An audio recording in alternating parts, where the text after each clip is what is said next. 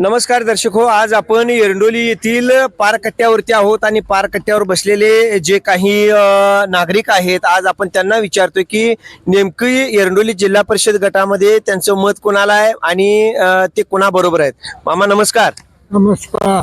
मला सांगा की एरंडोली जिल्हा परिषद गटाची आता जी निवडणूक चालू आहे जिल्हा परिषदची आणि पंचायत समितीची, त्या निवडणुकीत तुमचं मत कुणाला आणि तुम्ही कुणाबरोबर आहे? महेश दादा. महेश दादा. हा, का बरं महेश दादाच का? आम्हाला आवडते की आम्ही करणार. तुम्हाला आवडते ते तुम्ही करणार, हा, म्हणजे तुमचं मत महेश दादा.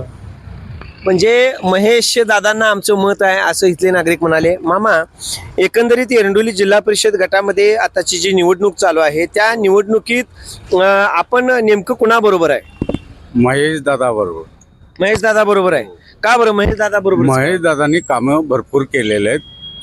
तरुण पिढीचा तरुण नेता आहे आणि कामं बरीच करणार आहे तो, आणि केलेत. ह्याच्या मागं देवळाची कामं केल्यात, रस्त्याची कामं केल्यात, हा. त्यांनी भरपूर कामं केल्यात आणि तसा नेता चांगला आहे तो. मग मला सांगा, एरंडोली जिल्हा परिषद गटात स्नेहलताई उमेश मोरे यांची उमेदवारी इथं विजयी होणार? हो हो, 100% होणार. एरंडोलीकरांचा पाठिंबा कोणाला? मग एरंडोलीचा पाठिंबा महेश दादालाच पाठिंबा.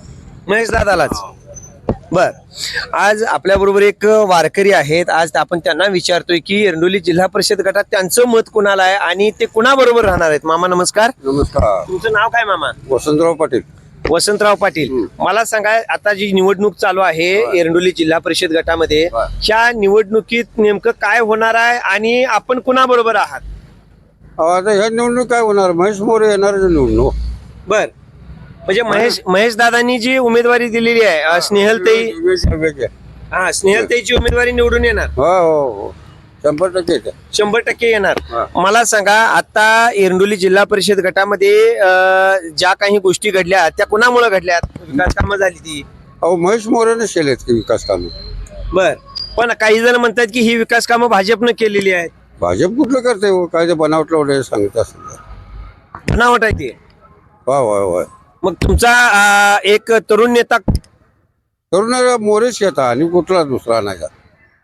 म्हणजे महेश दादा मोरेच आमचे नेते आहेत आणि दुसरा कुठला आणायचा असं आता मामा म्हणतायत एरंडोलीच्या कट्ट्यावर.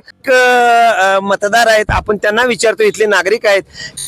आणि 12 गावाचा मी सर्वे केला. साधारणतः 80% मतदान हे राष्ट्रवादीच आहे.